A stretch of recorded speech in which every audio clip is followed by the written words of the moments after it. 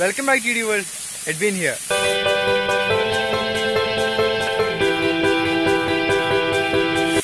ഇപ്പോൾ നമ്മൾ ലോക്ക്ഡൌണിന്റെ നാളുകളാണ്. ഇപ്പോൾ ഈ ലോക്ക്ഡൌണിന്റെ നാളുകൾ മാത്രമല്ല, നമ്മൾ എപ്പോഴൊക്കെ വീട്ടിലായിരിക്കുന്ന സാഹചര്യമായാലും നമ്മൾ സിനിമ കാണാറുണ്ട്. സിനിമ മാത്രമല്ല, നമ്മൾ എപ്പോഴൊക്കെ TV കാണുമ്പോഴും എന്തെങ്കിലുമൊക്കെ കഴിക്കാൻ വേണം.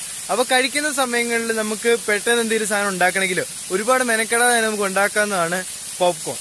അപ്പൊ ഈ പോപ്കോൺ നമ്മൾക്ക് ഈ തേരപ്പാര വെബ് സീരീസിലൂടെ ഭയങ്കര ഹിറ്റായ സംഭവമാണ്. അപ്പൊ ഈ പോപ്കോൺ ഉണ്ടാക്കാനുള്ള എളുപ്പ മെത്തേഡാണ് ഞാൻ നിങ്ങൾക്ക് പറഞ്ഞു തരാൻ പോകുന്നത്. അപ്പൊ ഇതൊരു DIY ആണ്. അപ്പൊ ഇതിന് നമുക്ക് പ്രഷർ കുക്കർ ഉപയോഗിക്കാതെ തന്നെ നമ്മൾ വീട്ടിലുള്ള ചെറിയ സംഭവം ഉപയോഗിച്ച് എങ്ങനെ പോപ്കോൺ മേക്കർ ഉണ്ടാക്കാം എന്നതാണ് ഇന്നത്തെ സബ്ജക്ട്. അപ്പൊ നമുക്ക് സമയം കളയേണ്ട, നേരെ പണിപ്പുരയിലേക്ക് വിടാം. അപ്പൊ ഫ്രണ്ട്സ്, നമ്മളെല്ലാവരും പണിപ്പുരയിൽ എത്തിയിട്ടുണ്ട്. അപ്പൊ നമുക്ക് അത്യാവശ്യമായിട്ട് വേണ്ടതാണ് ഈ ക്യാൻ. അപ്പൊ നമുക്ക് എല്ലാവർക്കും അറിയാം, നമ്മൾ ഒരുപാട് യൂസ് ചെയ്യുന്ന ഒരു സംഭവമാണ് ജ്യൂസ്. അപ്പൊ ഈ ജ്യൂസ് യൂസ് ചെയ്ത് കഴിഞ്ഞിട്ട് നമ്മൾ പലപ്പോഴും ആലോചിച്ചിട്ടുണ്ടാകും ഈ മെറ്റൽ ക്യാൻസ് വെച്ച് നമ്മൾ എന്ത് ചെയ്യാം. അപ്പൊ ചിലർ ഇങ്ങനെ ചട്ടിയൊക്കെ ഉണ്ടാക്കും. പക്ഷെ ഇത് നമുക്കൊരു വ്യത്യസ്തമായിട്ട് എടുക്കാവുന്ന ഒരു റീസൈക്ലിംഗ് മെത്തേഡാണ്. അപ്പൊ നമുക്ക് ഇനിയും അടുത്തതായിട്ട് വേണ്ട മെറ്റീരിയൽ തന്നെ നോക്കാം. അപ്പൊ അടുത്തതായിട്ട് നമുക്ക് വേണ്ടത് തീയാണ്. തീ ഉണ്ടെങ്കിൽ പുകയുള്ളൂ എന്ന് പറയുന്ന പോലെ തീ ഉണ്ടെങ്കിൽ നമുക്ക് പോപ്കോൺ ഉണ്ടാക്കാൻ പറ്റത്തുള്ളൂ. അപ്പൊ അതിന് പ്രധാനമായിട്ട് വേണ്ടതാണ് മെഴുകുതിരി. അപ്പൊ നമ്മൾ ഈ മെഴുകുതിരി വെച്ചാണ് ഫയറിന്റെ സോഴ്സ് എടുക്കുന്നത്. അപ്പോൾ ഈ മെഴുകുതിരി ചെറിയൊരു പീസ് ആക്കുകയാണ് ചെയ്യുന്നത്. നമുക്ക് ഫർദർ സ്റ്റെപ്സിലൂടെ മനസ്സിലാക്കാം. പിന്നെ നമുക്ക് വേണ്ടതാണ് പെർമനന്റ് മാർക്ക്.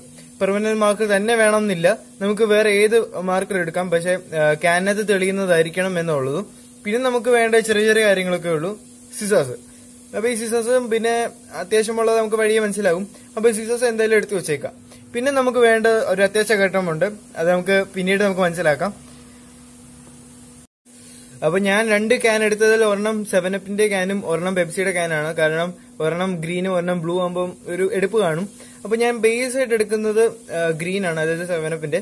അപ്പൊ ഈ 7-Upന്റെ ക്യാൻ വെച്ച് നമുക്ക് ഇനി എന്താ ചെയ്യാൻ പോകുന്നതെന്ന് നോക്കാം. അപ്പൊ ഫ്രണ്ട്സ്, നമ്മളിപ്പോ പെർമനന്റ് മാർക്ക് വെച്ച് ഉള്ള വർക്ക് കഴിഞ്ഞു. അതായത് നമ്മളിപ്പോ 7-Upന്റെ ക്യാനിനകത്ത് നമ്മൾക്ക് മുറിക്കേണ്ട ഭാഗം നമ്മൾ മാർക്ക് ചെയ്തിട്ടുണ്ട്.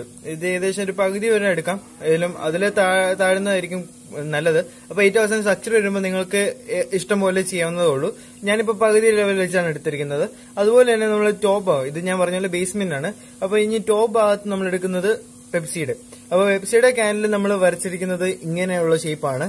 അപ്പം ഒരു ഡോർ പോലെയാണ് ഈ നമ്മൾ കട്ട് ചെയ്യാൻ പോകുന്നത്. അപ്പൊ ഇതുപോലെ ഒന്ന് മാർക്ക് ചെയ്ത് വെച്ചേക്കാം നിങ്ങൾ എടുക്കുന്ന ക്യാനിന്റെ. അപ്പൊ നമുക്ക് ഈ അടുത്ത സ്റ്റെപ്പ് കട്ട് ചെയ്യുന്നതാണ്. അതായത് ഇപ്പൊ വരച്ച മാർക്കിൽ ഇപ്പൊ കട്ട് ചെയ്തുള്ള കാര്യം നോക്കാം. അപ്പൊ ഫ്രണ്ട്സ്, നമ്മളിപ്പോ കട്ട് ചെയ്ത് കഴിഞ്ഞിട്ടുണ്ട്. അപ്പം 7-Upന്റെ ക്യാൻ മാത്രമല്ല, ഞാൻ പെപ്സിയുടെ കൂടെ കട്ട് ചെയ്തു. അപ്പൊ നമ്മളിപ്പം 7-Upന്റെ മാത്രം കേസ് എടുത്ത് നോക്കാം.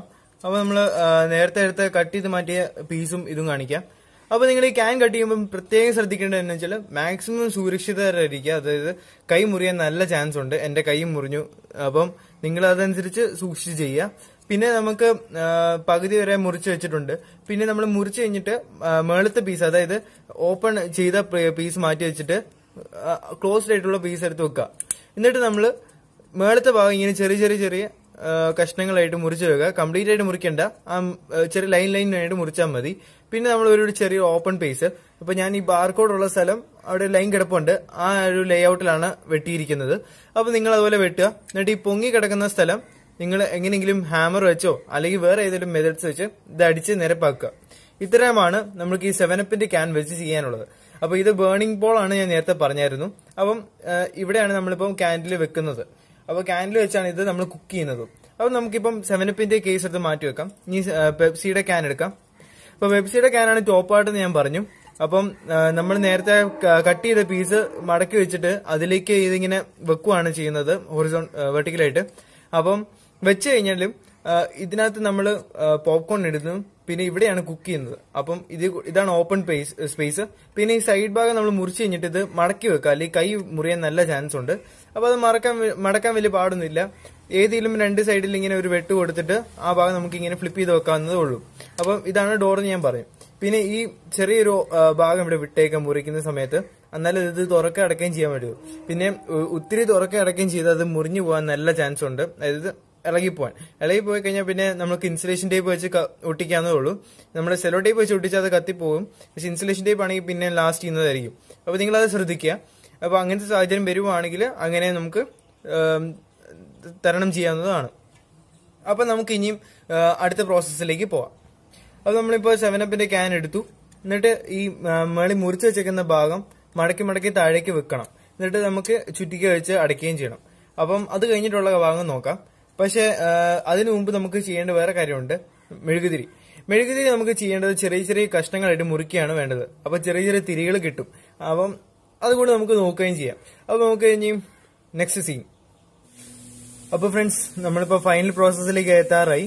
അപ്പൊ നമ്മളിപ്പം മെഴുകുതിരി 3 ആയിട്ട് കട്ട് ചെയ്തു കഷ്ണങ്ങളായിട്ട്. അപ്പൊ ഇത്രയും സൈസ് വെച്ച് നിങ്ങൾ കട്ട് ചെയ്യുക. അപ്പം നിങ്ങളുടെ ഈ ബേസ്മെന്റ് പാർട്ട് വെച്ച് വേണം നിങ്ങൾ ആ ലെവൽ വെച്ചാണ് നിങ്ങൾ കട്ട് ചെയ്യാൻ. അപ്പം ഞാൻ നേരത്തെ പറഞ്ഞ പോലെ തന്നെ ബേസ്മെന്റ് പാർട്ട് നിങ്ങൾക്ക് ഇഷ്ടമുള്ള രീതിയിൽ കട്ട് ചെയ്യാം. പിന്നെ നമുക്ക് ഈ മെഴുകുതിരി കട്ട് ചെയ്തിട്ട് തിരി എടുക്കാൻ വേണ്ടി കുറച്ച് ഭാഗങ്ങൾ നമ്മൾ കാർ വീതി കളയുന്നുണ്ട്, അതായത് മെഴുക് കളയുന്നുണ്ട്. അപ്പൊ ആ കളയുന്ന മെഴുക് നമ്മൾ തിരിച്ച് ഈ ബേസ്മെന്റ് പാർട്ടിലേക്ക് ഇടുന്നത് എന്തുകൊണ്ടും നല്ലതായിരിക്കും. പിന്നെ നമ്മൾ ടോപ്പ് പാർട്ട് ഇതിന് മുകളിൽ വെക്കാവുന്ന രീതിയിലാക്കാൻ വേണ്ടി, അതായത് പെർഫെക്റ്റ്ലി സ്യൂട്ട് ആക്കാൻ വേണ്ടിയിട്ട് നമ്മൾ നേരത്തെ കട്ട് ചെയ്ത ഭാഗങ്ങൾ മൊത്തം മടക്കി വെച്ചിട്ടുണ്ട്. അപ്പൊ ഈ അവസാനത്തെ പ്രോസസ്സിലേക്ക് എത്തുമ്പോൾ നിങ്ങൾക്ക് ഏകദേശം മനസ്സിലാവുന്നതായിരിക്കും. അപ്പൊ നമുക്ക് ഇനി അത്യാവശ്യമായിട്ട് വേണ്ടതാണ് തിരി കത്തിക്കാനുള്ള തീപ്പെട്ടിയും പിന്നെ പോപ്കോൺ. അപ്പൊ നമ്മൾ എന്താ ഉണ്ടാക്കാൻ പോകുന്നത്? പോപ്കോൺ. അപ്പൊ ഇതില്ലാതെ നമുക്ക് മുൻപോട്ടൊന്നും പോകാൻ പറ്റത്തില്ല. അപ്പൊ നമുക്ക് ഇനിയും ഫൈനൽ പ്രോസസ്സിലേക്ക് എത്താറേ. അപ്പം നമുക്ക് ഇനിയും സീൻ മാറ്റാം. അപ്പൊ ഫ്രണ്ട്സ്, നമ്മളിപ്പോ എക്സ്പീരിയൻസ് ചെയ്തിട്ടുണ്ട്. എനിക്ക് ഭയങ്കര എക്സൈറ്റ്മെന്റ് തോന്നുന്നു. കാരണം ഇങ്ങനെ ആദ്യമായിട്ടാണ് ചെയ്യാൻ പോകുന്നത്. നമ്മള് കുക്കറി ആദ്യമായിട്ടാണ് നമ്മുടെ ചാനലില്. അപ്പൊ നമ്മളിപ്പം ഈ മേളത്തെ പാട്ട് ബേസ്മെന്റ് പാട്ടിന് മുകളിൽ വെക്കാൻ വേണ്ടിയിട്ടാണ് മുറിച്ച് വെച്ചത് നേരത്തെ. പിന്നെ നമ്മൾ നേരത്തെ വെച്ച 3 മെഴുകുതിരിയും കാണാം. അപ്പൊ നമ്മളിപ്പോ അതിന്റെ മുകളിൽ ഇങ്ങനെ സ്യൂട്ട് ആവുന്ന രീതിയിൽ കയറ്റി വെക്കണം. പക്ഷെ അതിന് മുമ്പ് നമ്മൾ തിരി കത്തിച്ച് വെക്കണം. എന്നിട്ട് വേണം നമ്മൾ ഇത് അതിന്റെ മുകളിൽ വെക്കാനുള്ളത്. പിന്നെ ഞാൻ നേരത്തെ പറഞ്ഞ പോലെ തന്നെ ആ ഡോർ ഓപ്പണിംഗ് പാർട്ടിന്റെ മേളത്തെ ഭാഗം എന്റെയും മുറിഞ്ഞു പോയി. അതുകൊണ്ട് എനിക്ക് ഇൻസുലേഷൻ ടേപ്പ് ഒട്ടിക്കേണ്ടി വന്നു. അപ്പം നിങ്ങളത് സൂക്ഷിച്ചു കൊള്ളാം. അത്യാവശ്യം സ്ഥലം അതിനകത്ത് വിട്ടേക്കുക. പിന്നെ ഒരുപാട് ഓപ്പൺ ചെയ്യാതെ നോക്കുക. അപ്പം എനിക്കിങ്ങനെ ചെയ്യേണ്ടി വന്നു. വേറെ ക്യാനും നിന്റെ ഇല്ലാതായിപ്പോയി. അപ്പൊ നിങ്ങളത് സൂക്ഷിച്ചുകൊള്ളുക. അപ്പൊ ഫ്രണ്ട്സ്, നമ്മളെല്ലാം തിരി കത്തിച്ച് റെഡിയാക്കി വെച്ചിട്ടുണ്ട്. ഇനി നമ്മൾ അതിന്റെ മുകളിലേക്ക് ആ പോപ്കോൺ നിറച്ച് ടോപ്പ് പാർട്ട് കയറ്റി വെക്കുവാണ്.